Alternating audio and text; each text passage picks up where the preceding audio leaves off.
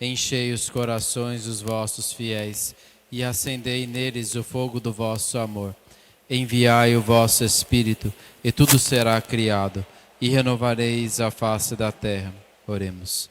Ó Deus, que instruíste os corações dos vossos fiéis, com a luz do Espírito Santo, fazei que apreciemos retamente todas as coisas, segundo o mesmo Espírito, e gozemos sempre da sua consolação. Por Cristo, Senhor nosso. Amém. Nossa Senhora de Fátima, São José Operário.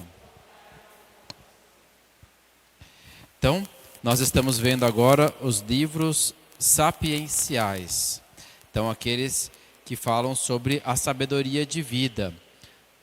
Eles complementam os livros da lei, né? Então, tem os livros da lei, lembra que nós falamos, que é o Pentateuco, os 5 primeiros livros da Bíblia, que são o coração da Bíblia dos judeus.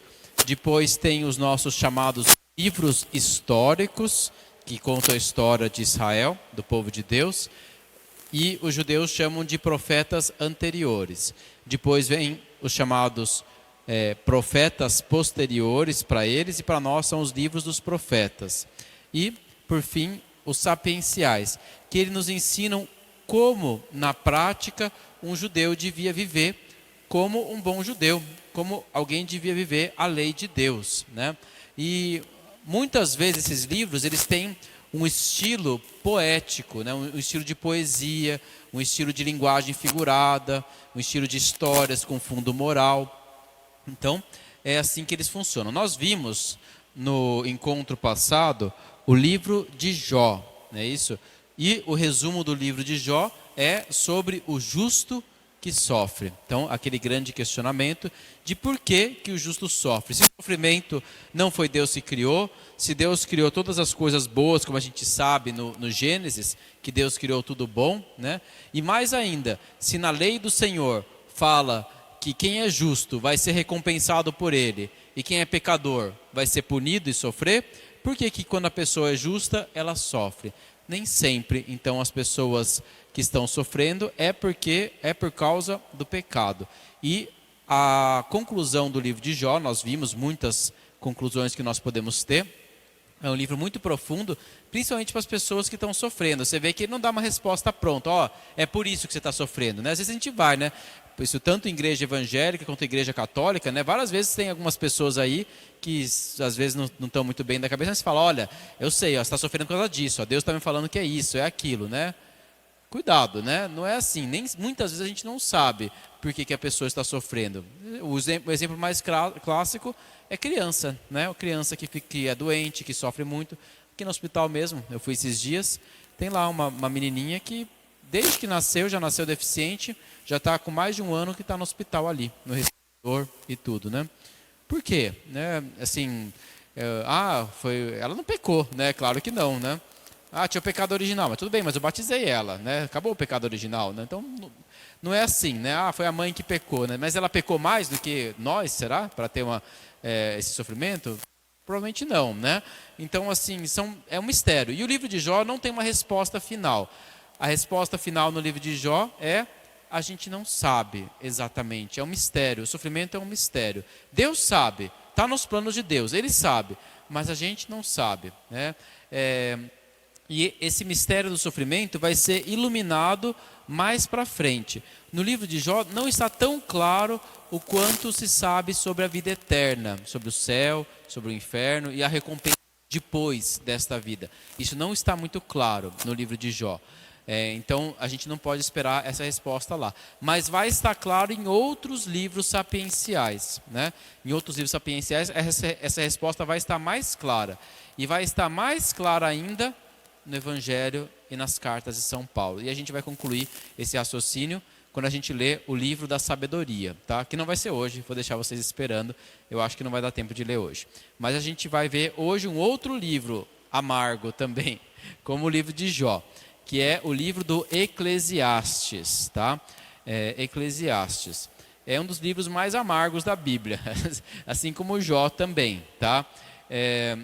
Quem lê o livro do Eclesiastes fica meio, às vezes, desmotivado, porque é um livro assim, ele quer fazer uma reflexão sobre a vida, mas ele chega a conclusões assim muito meio tristes, né? Meio monótonas, e ele começa o livro do Eclesiastes, ele tem aquela máxima que a gente conhece lá do começo, que é o vaidade das vaidades, né? Tudo é vaidade. Então, esse é o livro do Eclesiastes. O que significa Eclesiastes? Tá? Eclesiastes significa, tem a ver com eclésia, não é isso? Tem a ver com eclésia, e eclésia a gente sabe que é da onde vem a nossa palavra igreja, não é isso? Igreja, eclésia, eclesiastes, é tudo a mesma raiz, tá? É do grego. Em hebraico é um outro nome, eu não lembro o nome dele em hebraico, mas é basicamente o mesmo sentido. E é o seguinte, né? Palavras de Coelet, né? Que é o Eclesiastes, né? Filho de Davi, rei em Jerusalém. Então tá logo no primeiro capítulo, no primeiro versículo fala quem é o autor. O autor, palavras de Coelet, filho de Davi, rei em Jerusalém. Então é de um rei, é de um filho de Davi, tá? Tradicionalmente, este livro foi atribuído ao filho de Davi, que foi rei de Jerusalém, que nós sabemos que foi o rei. Quem foi o filho de Davi, rei em Jerusalém? O rei Salomão, né? Salomão. Então, tradicionalmente, é atribuído a ele. A gente não sabe se realmente é dele mesmo ou não. Pode ser que não seja dele, pode ser que seja de um outro autor, mas se colocou como se o Salomão fosse o personagem principal que está narrando este livro, tá? Como figura literária, né? Então, assim, como símbolo, né? É o símbolo do rei. Salomão é o símbolo do quê? É o rei sábio, não é isso? É o rei que pedia sabedoria a Deus, é o rei que tinha tudo. Ele tinha prosperidade, ele tinha riquezas, ele tinha todas as mulheres que ele queria, ele tinha a paz no reino, ele construiu o templo, ele é o rei glorioso, né, de Israel. Então pode ser que ele seja uma figura simbólica, na figura simbólica do homem que teve tudo, né, isso que teve tudo na vida, que inclusive é o homem mais sábio, né, é o grande sábio.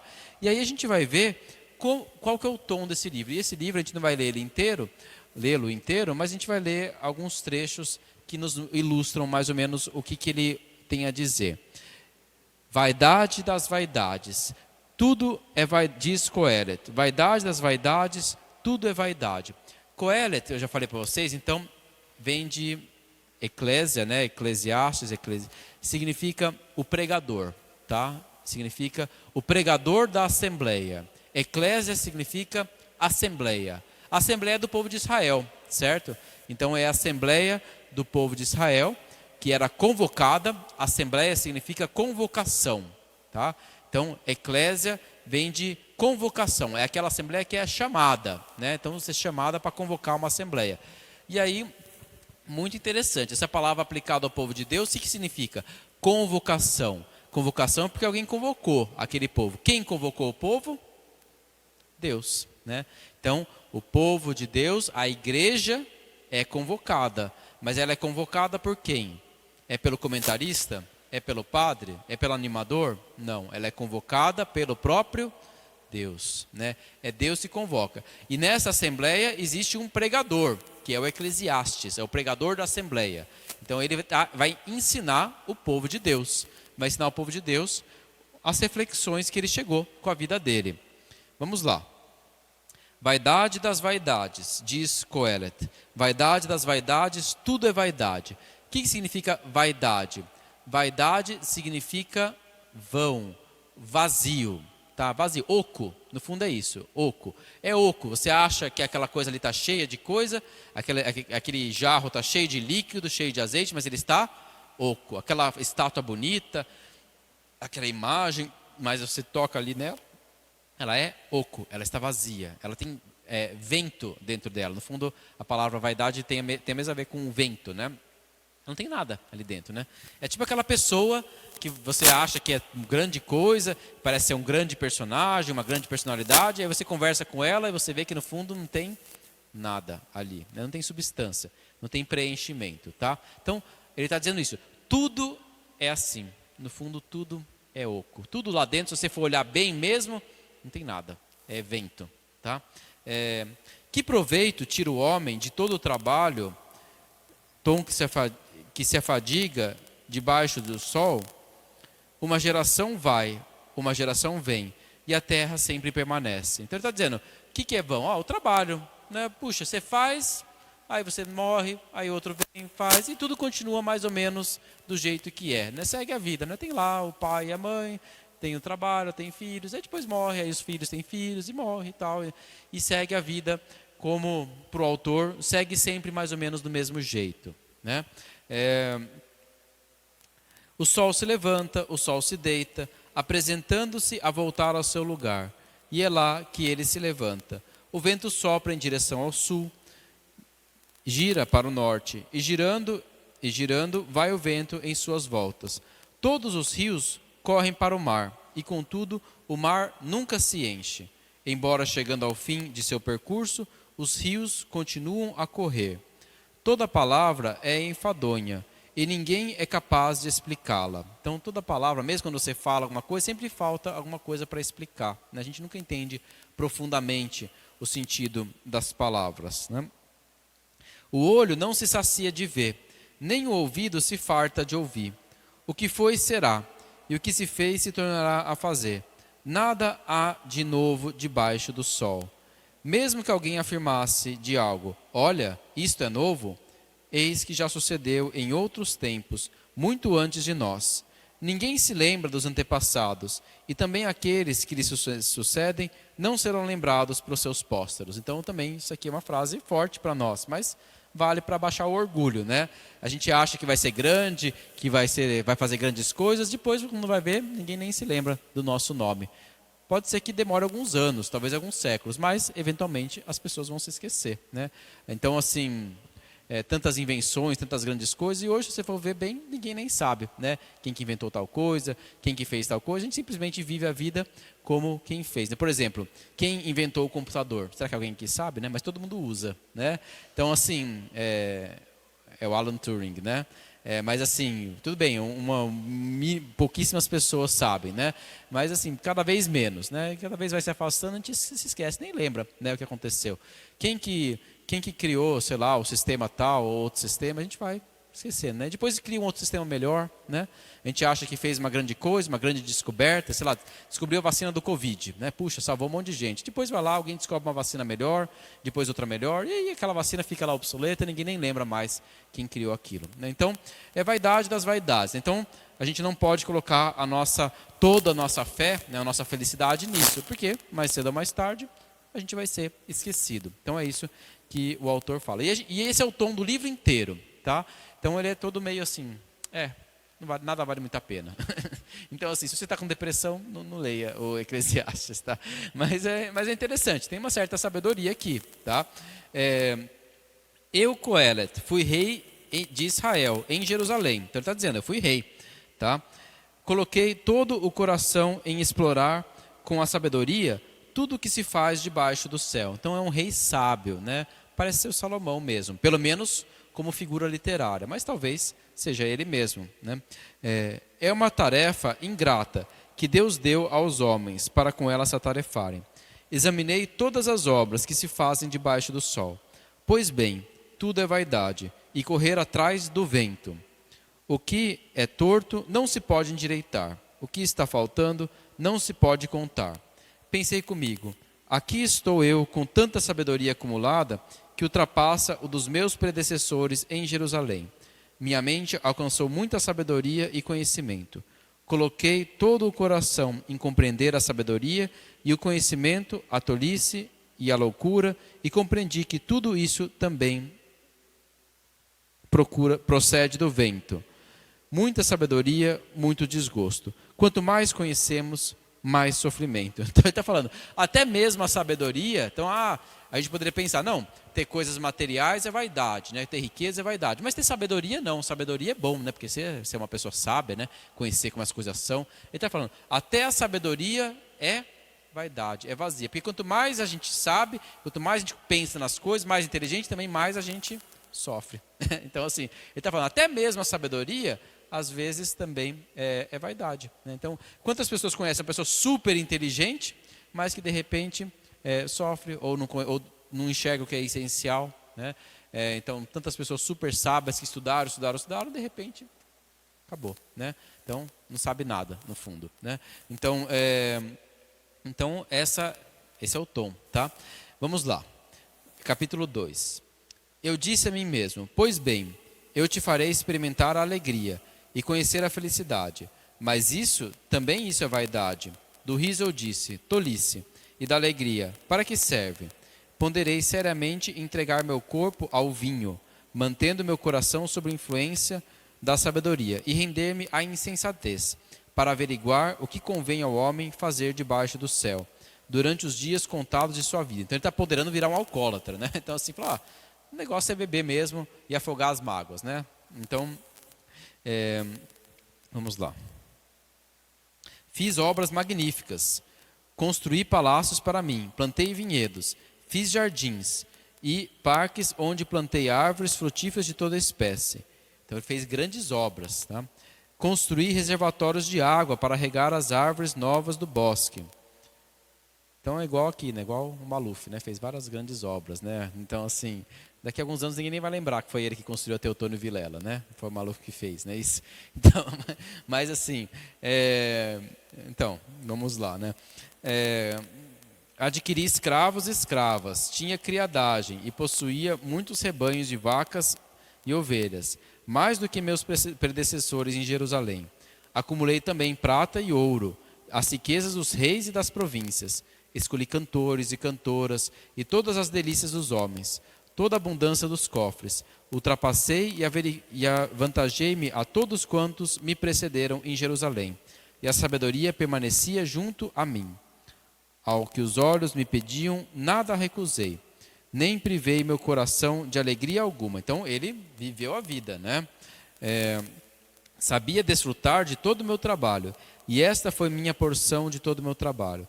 Então examinei todas as obras de minhas mãos e o trabalho que me custou para realizá-las. E eis que tudo era vaidade e correr atrás do vento, e nada havia de proveitoso debaixo do sol. Pus-me então a examinar a sabedoria, a tolice e a insensatez. Que fará o sucessor do rei, a quem haviam nomeado há muito tempo? Observei que a sabedoria é mais proveitosa do que a insensatez, assim como a luz é mais do que as trevas.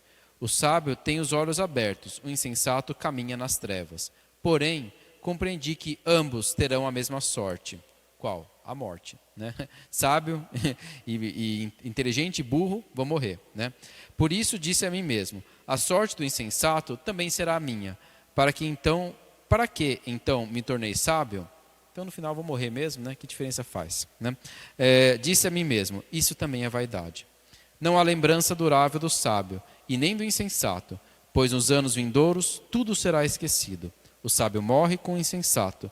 Detesto a vida, pois vejo que a obra que se faz debaixo do sol me depura. Tudo é vaidade e correr atrás do vento. Detesto todo o trabalho com que me afadigo debaixo do sol, pois se tenho que deixar tudo ao meu sucessor, quem sabe se ele será sábio ou nécio? Todavia, ele será dono de todo o trabalho com que me afadiguei, com sabedoria debaixo do sol, e isso também é vaidade. E meu coração ficou desenganado de todo o trabalho com que me afadiguei debaixo do sol. Então, é isso, né? Então, ele está dizendo que tudo é vaidade, né? A gente está vendo a vaidade da vida. Vamos para o terceiro capítulo. Há um momento para tudo e um tempo para todo propósito debaixo do céu. Isso aqui é uma música. Isso aqui tem uma música famosa de uma banda hippie dos Estados Unidos, chama Turn, Turn, Turn, né? Se vocês ouvirem, vocês vão lembrar aí dos anos 60 aí, né? Mas é essa letra aqui que ele usa, tá? Então, para tudo existe um tempo debaixo do céu. É basicamente essa passagem aqui, né? Acho que é The Birds, o nome da banda, né? Tempo de nascer e tempo de morrer, tempo de plantar e tempo de arrancar a planta, tempo de matar e tempo de curar, tempo de destruir, tempo de construir, tempo de chorar e tempo de rir, tempo de gemer e tempo de bailar, tempo de atirar pedras e tempo de recolher pedras, tempo de abraçar e tempo de se separar, tempo de buscar e tempo de perder, tempo de guardar e tempo de jogar fora, tempo de rasgar e tempo de costurar, tempo de calar e tempo de falar, tempo de amar e tempo de odiar, tempo de guerra e tempo de paz. Que proveito o trabalhador tira de sua fadiga? Observa a tarefa que Deus deu aos homens, para que dela se ocupem. Tudo o que ele fez é apropriado ao seu tempo. Então isso aqui é uma sabedoria, né? Deus fez as coisas com uma certa regularidade, né? Existe uma regularidade, existe uma certa ordem, né? Existe um tempo para tudo. Então ele tá reconhecendo isso, né? Que todas as coisas, elas têm o seu tempo. Tem a hora de rir e tem a hora de ficar com raiva, né? E tem a hora, enfim, de paz e a hora de guerrear, né? E assim por diante. Tudo tem seu tempo. Deus fez as coisas tudo a seu tempo. E claro, descobrir esse tempo é entrar na dinâmica de Deus. Mas a verdade é que a gente nem sempre consegue sintonizar o nosso tempo com o tempo de Deus, né? Então, essa que é a vaidade, né? Que nem sempre na hora que a gente está com vontade de rir, né, é hora de rir. E nem sempre na hora que nós choramos é a hora de chorar, né? Então, existe um tempo para tudo, mas nós estamos fora da sintonia do tempo de Deus, né? A gente pode ir tentando descobrir qual é a regularidade, né? Então você vê que esse autor aqui, ele não é ateu, né? Ele parece ateu às vezes, né? Parece que as coisas não têm sentido, mas não, ele fala, ó, tem um tempo, né? Tem um tempo para tudo, existe um sentido. E se existe um sentido é porque Deus colocou um sentido, mas é difícil da gente descobrir, tá? Vamos lá. Tempo de amar, tempo de odiar. Que proveito o trabalhador tira de sua fadiga? Observa a tarefa que Deus deu aos homens, para que dela se ocupem. Tudo o que ele fez é apropriado a seu tempo. Também colocou no coração do homem o conjunto do tempo, sem que o homem possa atinar com a obra que Deus realiza desde o princípio até o fim. E compreendi que não há felicidade para o homem a não ser a de alegrar-se e fazer o bem durante a vida. Então, ele fala, existe uma certa felicidade em se alegrar com as coisas simples e fazer o bem, né? Então ele está sendo aqui a voz da sabedoria, não é isso? E que o homem coma e beba, desfrutando do produto de seu trabalho, de todo o seu trabalho, é dom de Deus. Então ele está falando, olha, embora a gente não consiga entender tudo, né, é bom que você saiba se alegrar com as felicidades do dia a dia, né? Coma e beba, né? No sentido assim de que é bom, assim, que se Deus deu uma alegria para você, né, que você possa desfrutar daquela alegria com leveza, né? Então isso é uma lição que fica, né? Nem sempre a gente tem que se privar de tudo, né? Às vezes tem certas alegrias que Deus concede que a gente pode tomar como um dom de Deus, né? De repente uma comida boa, né? Então se tem uma comida boa, se tem uma oportunidade, coma, né? E agradeça a Deus por isso. Claro, agora a sua vida vai ser só comer comida boa? Não, isso é vaidade, né? Vaidade. Mas, se você tem a possibilidade de comer uma comida boa, então coma, desfrute e agradeça a Deus por isso, que é o momento de felicidade que Deus está te dando naquele momento. Então, ele tem essa visão simples da vida, né? Seja simples, tá? Vamos lá. Compreendi que tudo que Deus faz é para sempre. A isso nada se pode acrescentar, e disso nada se pode tirar. Deus assim faz para que o temam. O que existe já havia existido, e o que existirá já existe, pois Deus procura o perseguido. Observa outra coisa debaixo do sol. No lugar do direito encontra-se o delito. Então olha só, onde a gente esperaria que houvesse justiça, existe injustiça. No lugar do justo encontra-se o ímpio.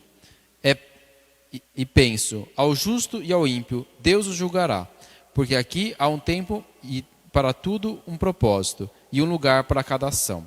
Quanto aos homens, penso assim, Deus os põe à prova, para mostrar-lhes que são animais. Então, quer dizer, quando a gente sente provação, é Deus mostrando que no fundo a gente não é nada, né? Pois a sorte do homem e a do animal é idêntica.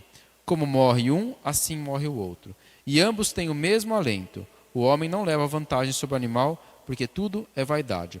Tudo caminha para o mesmo lugar, tudo vem do pó e tudo volta ao pó. Quem sabe se o alento do homem, que é a alma, né? A alma do homem, sobe para o alto, e se o alento do animal desce para baixo, para a terra, observo que não há felicidade para o homem a não ser alegrar-se com suas obras.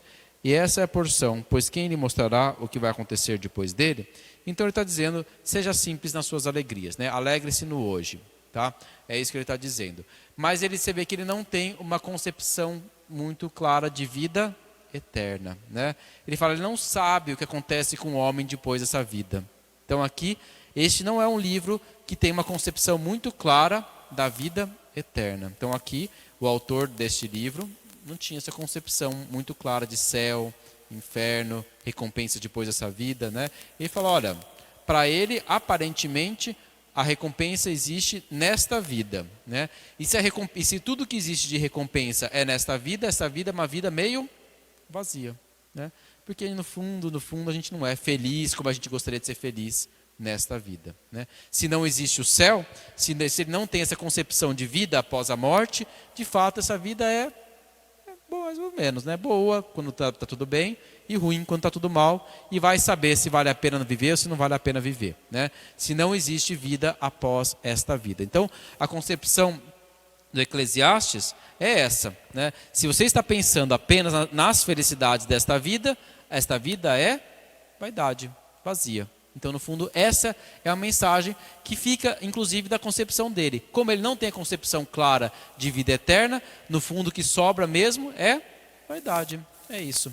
Ele não tem uma concepção clara. Claro, a gente deve se alegrar com as alegrias dessa vida, deve chorar com as tristezas dessa vida, mas no final de tudo, a gente vai morrer mesmo e pronto, acabou. Então, assim, ou sabe-se lá o que acontece depois da morte, para o autor, né? A gente não, claro, a gente não tem só o livro do Eclesiastes na nossa Bíblia, então a gente tem outros livros, felizmente. Mas para quem crê nisso, né, realmente essa vida é meio, mais ou menos, né? Vamos ver. Que mais? Que outras vaidades que existem, né, que ele está constatando, tá? Capítulo 4. Observa ainda as opressões todas que se cometem debaixo do sol. Aí estão as lágrimas dos oprimidos, e não há quem os console. A força do lado dos opressores, e não há quem os console. Então felicita os mortos, que já morreram, mais do que os vivos que ainda vivem. Mais feliz que ambos é aquele que ainda não nasceu, que não vê a maldade que se comete debaixo do sol. Então ele está falando o seguinte, fala, olha, nesta vida, várias vezes, quem se dá bem é o injusto. Então, assim, de novo, ele está mudando a concepção de que se tinha, de que quem era fiel a Deus se dava bem, e quem era infiel a Deus se dava mal. E ele está olhando aqui, está cheio de gente ímpio aqui debaixo do sol e que se dá muito bem, e está cheio de gente justa aqui e que se dá muito mal, né? Então, pensando assim, nossa, às vezes é melhor não nascer, né? Porque nascer, ser uma pessoa justa e sofrer um montão nessa vida, né? Todo mundo conhece uma pessoa que é uma pessoa boníssima e que sofre pra caramba aqui nessa vida, né? E realmente, se não existe uma recompensa para depois dessa vida, realmente não tem resposta para isso. Então, a resposta para o sofrimento nesta vida passa por também uma possibilidade de Deus dar uma recompensa depois dessa vida. Não é a única resposta, mas é uma resposta necessária. Porque se não existe realmente nada depois dessa vida, se a gente não sabe o que acontece, realmente o sofrimento e a injustiça nessa vida não tem uma resposta final. Não adianta. Se a gente não crê em um julgamento, em um Deus que julga o justo e que pune o injusto depois dessa vida, e recompensa aqueles que injustamente sofreram aqui, e pune aqueles que injustamente se alegraram com a opressão dos outros, realmente essa vida é uma grande vaidade, né? E a gente pode ficar uma pessoa cínica, como ele aqui, né? Uma pessoa que tanto faz, né? No final, você pode ser bom, você pode ser mal, bonzinho, seja esperto, né? E faça o melhor dessa vida, né? Aproveite esta vida e pronto, acabou, né? Então, ele está mostrando claramente aqui o que acontece se a gente não tem essa concepção de vida eterna, né, depois dessa vida. Nessa vida, também a justiça que existe nessa sociedade é uma justiça mais ou menos, né? A gente vê, né, os tribunais, os julgamentos que acontecem, né? Você vê, tá bom, às vezes acontece a justiça, mas muitas vezes não acontece a justiça, né? Várias vezes, né? Ele está constatando isso aqui, tá? Então, ele está tirando um pouco aquela visão de que sempre, quer dizer, que a justiça acontece nesta vida. Não acontece, tá? Às vezes acontece, às vezes não, tá? Então, de novo, e ele não consegue saber quando, né? O que é o critério que julga tudo isso? Então, para ele é vaidade. Mesmo os tribunais, a justiça aqui é vaidade. Você acha que está fazendo justiça, mas várias vezes você está ajudando o opressor e está punindo uma pessoa, na verdade, justa. Tá bom?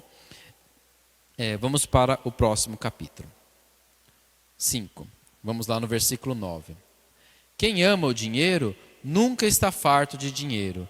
Quem ama a abundância nunca tem vantagem. Então ele está falando agora do dinheiro. Dinheiro também é vaidade. Dinheiro pode comprar muitas coisas, mas não pode comprar a felicidade, né? Compra muito, mas não a felicidade. Eu vi uma frase de um padre que eu gostei muito, é interessante, eu queria até conferir. Parece que existe um estudo, que existe uma associação entre dinheiro e felicidade, sim, né? Ele é um estudo de um psicólogo americano, mas o resultado que ele chegou foi o seguinte: pessoas, quando que o dinheiro dava felicidade? Ele dava, as pessoas diziam que eram mais felizes quando elas tinham usado o dinheiro para comprar uma coisa para uma outra pessoa e não para elas mesmas. Interessante, né? Então, se a pessoa usava o dinheiro com ela mesma, de fato, elas não se diziam mais felizes do que as pessoas que tinham menos dinheiro. Mas se ela tinha mais dinheiro e ela usava o dinheiro para ajudar uma outra pessoa, para comprar, para dar um presente, ou para ajudar uma pessoa pobre, aí sim ela dizia que ela era mais feliz. Então, interessante isso, né? Mas seja como for, dinheiro não é uma fonte de felicidade, é fonte de vaidade, né? Nunca tem vantagem. Isso também é vaidade. Onde aumentam os bens, aumentam aqueles que os devoram. E que vantagem tem o dono a não ser ficar olhando? Então está falando o seguinte: você tem mais coisa, mas também os bandidos vão ficar mais de olho em você, né? Os invejosos, né, vão querer ficar puxando o seu tapete. Então assim, você sobe na vida, mas quanto mais você sobe, mais inimigos você tem, mais invejosos, mais pessoas que vão querer tomar o seu lugar, roubar seu dinheiro e assim por diante, tomar suas vantagens e assim por diante. Então, nem sempre você ter muito dinheiro é muito bom, né? Então, é isso que ele está dizendo aqui. Coma muito ou coma pouco, o sono do operário é gostoso, mas o rico saciado não consegue adormecer. Por que não? Porque ele tem sempre medo de perder o que ele acumulou, né? Perder, ou porque alguém vai tomar, ou porque ele vai fazer um mau negócio, ou porque ele vai ficar doente, né? Então assim, e vai perder tudo. Então, seja como for, aquele que é honesto, ele dorme em paz, né? Mas aquele que está juntando um monte de riqueza, ele dorme com medo, né? Com medo de que um dia ele vai perder o que ele acumulou. Tá bom? Há o mal doloroso que veio debaixo do sol, riquezas que o dono acumula para a sua própria desgraça. No mau negócio, ele perde as riquezas. E se gerou um filho, este fica de mãos vazias. Então, sim, o cara fica super rico. Todo mundo conhece a história de uma pessoa que ficou super rico e de repente fez umas decisões ruins e perdeu tudo, né? Perdeu tudo. Então, pode acontecer, né? Isso também é um mal doloroso. Ele se vai embora, assim como veio. E que proveito tirou de tanto trabalho? Apenas vento. Então, trabalhou, fez uma decisão errada e perdeu tudo. O que adiantou? Nada. Claro, não adiantou nada se Deus não está olhando o bem que você fez com aquilo, né? E as pessoas que você ajudou e vai te recompensar de alguma forma, ou nessa vida ou na próxima, né? Mas se não, de fato, realmente uma hora você vai perder tudo. E se não perder tudo nessa vida, você vai perder na hora da morte, né? Então, vaidade, né? Então, é isso que ele diz, tá? Vamos para o próximo. Capítulo 6. Há um outro mal que observo debaixo do sol, e que é grave para o homem. A um Deus concede riquezas, recursos e honra, e nada lhe falta de tudo o que poderá desejar. Deus, porém, não lhe permite desfrutar essas coisas. É um estrangeiro que as desfruta. Isto é vaidade e sofrimento cruel. Outro, porém, teve 100 filhos e viveu por muitos anos. Apesar de ter vivido muitos anos, nunca se saciou de felicidade e nem sequer teve sepultura. Pois eu digo que um aborto é mais feliz do que ele. Quer dizer, é melhor não ter nascido, né? Ele chega na vaidade e se vai para as trevas, e as trevas sepultam o seu nome. Não viu o sol e nem o conhece. Há mais repouso para ele do que para o outro. E mesmo que alguém vivesse 2 vezes 1000 anos, então 2000 anos, não veria felicidade. Não vão todos para o mesmo lugar? Então, o que adianta viver 2000 anos se no final também você vai morrer e pronto, acabou, né? Então, assim, viver muito, viver pouco, também nem sempre você vai ser feliz só porque vive mais, né? Então, é isso que ele está dizendo. Prolongar a vida não necessariamente é prolongar a felicidade. E a gente sabe disso, né? Todo mundo sabe. Nem sempre você viver 100 anos quer dizer que você vai ser feliz, né? Então, vamos lá.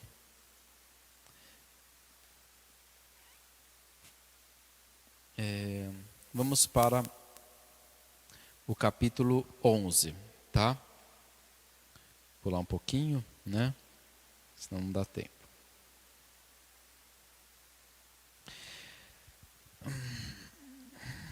Capítulo 11. Joga teu pão sobre a água, porque após muitos dias o encontrarás. Reparte com 7, e mesmo com 8, pois não sabes que a desgraça pode vir sobre a terra. Quando as nuvens estão cheias, derramam a chuva sobre a terra. E quando uma árvore cai, tanto ao sul como ao norte, no lugar onde cair, aí ficará. Então, é isso que ele fala, né? Essa passagem aqui foi uma passagem que foi usada por muito tempo na igreja para explicar a realidade da morte, tá? Então, quando uma árvore cai, tanto ao sul como ao norte, no lugar onde cair, aí ficará. Então, quer dizer, onde uma árvore cai, ali ela fica, tá? Então, é assim também para o homem. Como o homem morre, a sua alma fica naquele lugar, naquele estado em que estava. Então, se é para o céu que vai. Se é para o inferno, é para o inferno. Não existe outra decisão livre após a morte, né? Então, a igreja pegou esse trecho para dizer o seguinte: assim como quando uma árvore cai, ela fica ali, assim também, quando a gente morre, a gente é como uma árvore que cai. E se caiu ao sul, ela vai ficar ao sul, e se caiu ao norte, ela vai ficar ao norte. Assim também o homem, na hora da morte, acabou, né? A sua decisão vai cair e vai ficar ali. A gente não tem como decidir outra coisa, né? Após a morte. Após a morte, a nossa decisão está fixa, tá? Então, quem vai para o céu não se arrepende de ter decidido por Deus. E quem vai para o inferno não se arrepende dos seus pecados, né? Fica lá para sempre, né? Não existe arrependimento. Assim diz o catecismo também. Não existe arrependimento para os anjos, assim como não existe arrependimento para o homem após a morte. Então, o diabo não pode escolher outra coisa, né? Ele já fez a escolha dele e ele não muda de ideia. E assim também nós, na hora da nossa morte, não mudamos de ideia. A gente tem um tempo para se converter, para mudar de ideia durante a vida. Após o último suspiro, acabou, né? Aonde a árvore cai, ela fica. Então, essa passagem a igreja usou por muito tempo para falar da realidade da decisão desta vida, que na hora da morte se solidifica, tá? Não muda, tá? Então, não tem como a pessoa decidir por outra coisa. Claro, se houver o mínimo de arrependimento ali, Deus pode usar o mínimo de arrependimento para ter misericórdia, para purificar aquela alma. Mas se não tiver nenhum arrependimento, acabou. Né? Se não existe arrependimento, não existe pedido de misericórdia, não tem como, né? Fica sólido aquela decisão. Então, vamos ver o que mais que tem aqui, né?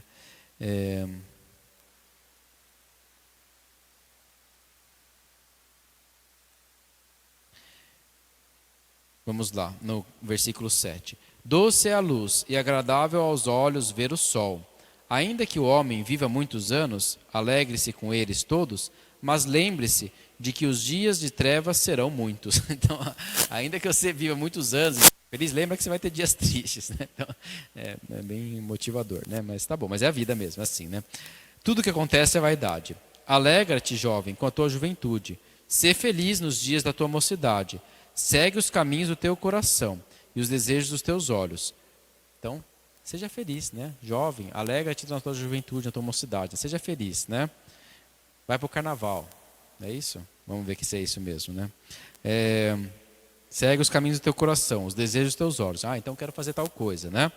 Saibas, porém, que sobre estas coisas todas Deus te pedirá contas. Então seja feliz, aproveite a sua vida, faça o que você está com vontade de fazer, mas saiba que Deus vai te pedir contas. Então, a gente não pode esquecer de ler o resto da frase, né? Então, não é errado se te faz feliz, né? Então, saiba que Deus te pedirá contas, né? Tudo bem, não é errado ser feliz, seja feliz, mas sempre com a consciência de que a gente responde por nossos atos diante de Deus. Seja com a força e com a alegria da juventude, seja com as dificuldades da velhice, tá? tá bom? Afasta do teu coração o desgosto e o sofrimento de teu corpo, pois a juventude e cabelos negros são vaidade, tá? Então também querer ficar jovem para sempre é vaidade, né? É vaidade, tá? E o último capítulo, para a gente concluir essa nossa hora bem jovial, bem feliz, do livro do Eclesiastes, tem a conclusão. Qual que é a conclusão dele, tá? A conclusão dele está no capítulo 12. Então, depois de falar que tudo é vaidade, né, que tudo tem uma certa, que é vazio, ele não sabe nem direito se tem uma vida eterna após a morte ou se não tem, né, mas ele não é um ateu, né, você vê que no final ele não perde completamente a esperança. A esperança dele está aqui no último capítulo, ele se salva aqui, tá? Então, olha só. Lembra-te do teu Criador nos dias da mocidade, antes que venham os dias da desgraça e cheguem os anos dos quais dirá, não tenho mais prazer. Então, lembra-te de Deus nos dias bons também, né? Não só quando vai vir a desgraça, né?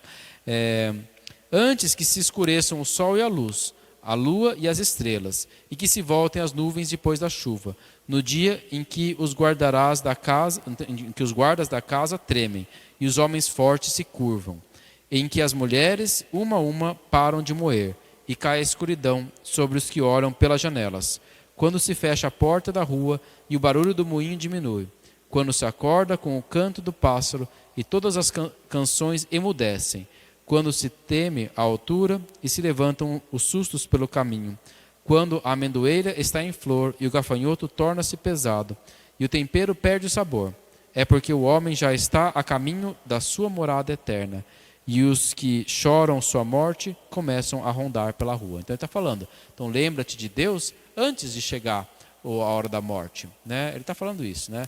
Ele está dizendo, vive a tua vida, seja simples, seja feliz, se alegre com as coisas dessa vida, mas lembra-te de Deus. Não lembre dele só na hora da desgraça, né? Então vamos lá.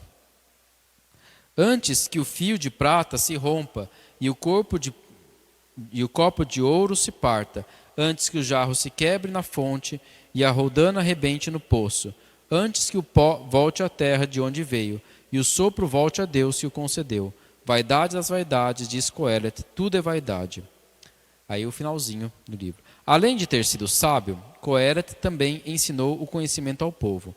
Ele ponderou e examinou e corrigiu muitos provérbios. Então parece ser Salomão mesmo, né? A quem é atribuído os provérbios, a quem são atribuídos os provérbios. Não sei se tem mais uma coisa aqui. Então, é o Salomão, né? Está aqui? Deixa eu ver. É ele aqui, ó, o Eclesiastes ali, meditando aí na sabedoria de vida. As palavras dos sábios são como aguilhões, e como estacas fincadas pelos chefes de rebanhos são colocadas pelo mesmo pastor. Além disso, meu filho, fique atento. Fazer livros é um trabalho sem fim, e muito estudo cansa o corpo. Fim do discurso. Tudo foi ouvido. E a conclusão. Teme a Deus e observa seus mandamentos, porque este é o dever de todo homem. Porque Deus julgará toda obra, até mesmo a que está escondida, para ver se é boa ou se é má. Então ele está dizendo, tudo é vaidade, mas seja fiel e teme a Deus. E procura estar com Ele durante todos os dias da vida, né? Então ele tem essa visão, no final ele se salva um pouco, né? Mas é isso, é um pouco a visão de um homem, se a gente não tem a visão da recompensa, do juízo, da vida eterna, né? Então, é do céu e do inferno, que ele não tem muito claramente, né? Ele sabe que Deus vai julgar, mas assim, mas ele não sabe exatamente como que vai ser. Lembra um pouco o livro de Jó, né? O livro de Jó também, ele tem esse sofrimento e tudo, mas no final ele não consegue saber se ele vai ser recompensado depois dessa vida ou se não vai voltar, né? Lembra, o tom lembra um pouco, né? Do justo que sofre. Nessa vida nem sempre a gente encontra justiça.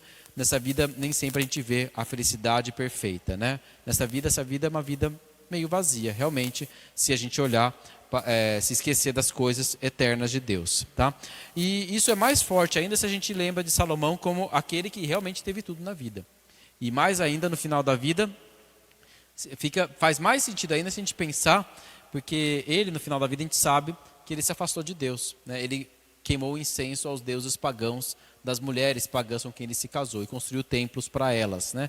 Então é interessante que talvez no final da vida dele faz sentido de que Deus tenha dado essa amargura, né, para ele perceber que no fundo ele teve tudo, mas se ele não tinha o destino eterno junto com Deus, no fundo ele não tinha nada, né? Então faz sentido uma pessoa que tinha tudo e que no final da vida parece que estava se perdendo com idolatria com as suas esposas, ele seja justamente esse ser amargo que escreveu Eclesiastes, né? Que teve tudo, mas no final não encontrou felicidade em todas as coisas que tinha, né?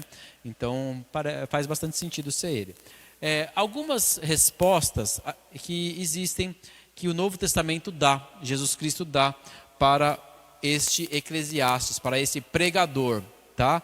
Então, ele vai falar o seguinte: o que o homem ganha por toda a sua labuta, né? Ele diz isso no Eclesiastes, né? Então, no capítulo 1, versículo 3, capítulo 2, capítulo 3. E aí, Jesus responde no Evangelho de João. Então, trabalhai pelo alimento que permanece para a vida eterna. Então, o que o homem ganha com o seu trabalho? Ele ganha se ele trabalha de tal forma que ele ganha o alimento da vida eterna. Não o alimento deste mundo, mas o alimento da vida eterna. Então isso ele ganha. Ele ganha a vida eterna com o seu trabalho, né? O alimento deste mundo, às vezes sim, às vezes não, né? E mesmo que ganhe o alimento deste mundo, não vai dar a plena felicidade. Há alguma novidade do que se diz? Vê, isto é uma novidade? E aí Jesus diz: este é o cálice da nova aliança no meu sangue, não da aliança que fiz com vossos pais, a nova aliança, né? E no Apocalipse, eis que faço novas todas as coisas. Então, o Eclesiastes não conhece a Jesus Cristo, mas Cristo tem uma resposta para ele. Existe uma novidade sim, Deus faz novidades, né? Ele faz. Realmente, se depender de nós e da ordem da natureza como ela é, não existe novidade. É morte e vida, ciclos, né? Pais e filhos, sofrimento, alegrias e assim por diante. Mas se é Deus que vem da eternidade sempre gerando novas criaturas e novas novidades, e mais ainda uma nova aliança, aí sim existe uma novidade, né? Quem conhece se o espírito do homem sobe? E aí diz a carta aos Efésios: ele que ascendeu nas alturas, né? Então, Cristo que subiu nas alturas, né? Ele subiu. Então, sim, como ele subiu, nós também subiremos, né? O Eclesiastes não sabe se o espírito do homem sobe. Nós sabemos, porque o Jesus Cristo subiu nas alturas, né? Então, a gente sabe. Ele não sabia, mas a gente sabe. Quem pode trazer um homem e ver o que será depois dele?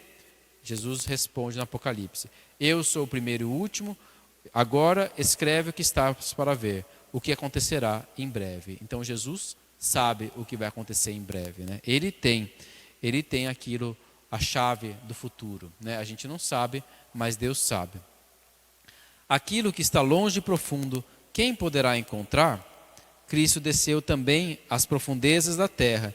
Ele que desceu é também o que subiu acima dos céus. Então, ele sabe o que está lá no mais profundo, tanto no profundo da morte, do sofrimento, quanto no profundo do ser humano, né? Então, ele desceu, né? Ele desceu, e é por isso que a gente pode encontrar, né? Ele pode encontrar, porque ele desceu lá no fundo. Quem conhece o que é bom para o homem? Eu sou o bom pastor. Eu conheço minhas ovelhas e elas me conhecem. Eu entrego minha vida pelas minhas ovelhas. Então, ele conhece o que é bom para nós, né? Ele é o bom pastor. Ele conhece o que é bom para as suas ovelhas, né? Então, essas são as respostas que, claro, ele queria ter, mas ele não tinha, né? E a gente tem, tá? Então, são respostas que o Novo Testamento nos dá e que ele teve que esperar o Cristo descer a mansão dos mortos para poder ter essas respostas. Então, vamos terminar este momento, então, com uma oração, né? Nós os louvamos e agradecemos, Senhor, por todos os vossos benefícios. Nós os louvamos porque o Senhor nos deu também no dia a dia as nossas pequenas alegrias que nós podemos nos alegrar. Nós podemos nos alegrar sabendo que somos teus filhos, que o Senhor provê por nós. Nós também queremos reconhecer, Senhor, que todas essas realidades desta vida são realidades passageiras e vãs, se não forem tocadas pelo Teu Espírito. O que não for tocada pelas Tuas mãos, nós sabemos, Senhor, que passará. O que nós não colocamos nas tuas mãos, nós sabemos, Senhor, que um dia vai se tornar pó e vai ser vão. Então nós nos confiamos a vós, nós confiamos todas as nossas obras a vós, nós confiamos tudo que temos e possuímos à vossa generosidade e queremos aprender a juntar tesouros, esses sim que não acabam, que não terminam. Nós sabemos que o Senhor tem as respostas para todas as tristezas e vaidades desta vida. Se nós não compreendemos, Senhor, qual é o sentido de todas as coisas, o porquê do sofrimento, o porquê da injustiça, o Senhor sabe, e o Senhor recompensa o justo e pune o injusto. Nós pedimos, Senhor, que nós estejamos em vossas mãos e que o Senhor possa iluminar nossos caminhos, para que mesmo que nós não consigamos conhecer o mais profundo das coisas, que nós possamos confiar em vós, sermos simples nas nossas alegrias e sabemos que o Senhor tem a resposta final, a palavra final sobre todas as coisas, sobre as nossas vidas, sobre a justiça e sobre a alegria e sobre a tristeza, porque o Senhor desceu até as profundezas dos mortos e o Senhor subiu até os céus e para lá o Senhor quer nos levar. Glória a vós, Senhor. Glória ao Pai, ao Filho e ao Espírito Santo, como era no princípio, agora e sempre. Amém. O Senhor esteja convosco. Abençoe-vos Deus Todo-Poderoso, Pai e Filho e Espírito Santo. Amém. Ide em paz, o Senhor vos acompanhe.